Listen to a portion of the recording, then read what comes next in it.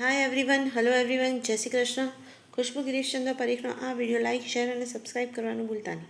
Payment અકાઉન્ટમાં આપવાનું ભૂલતા નહીં. નેહાનો નવો અર્થ થતો હોય છે પર્વત. પર્વત પણ થઈ શકે, આવૃત્તિ પણ થઈ શકે, નદી પણ થઈ શકે. પેમેન્ટ અકાઉન્ટમાં આપવાનું ભૂલતા નહીં. નેહાના અલગ અલગ મિનિંગ અને નેહાની વસ્તુઓ કેટલી મળી રહે છે તે ચોક્કસ જણાવજો.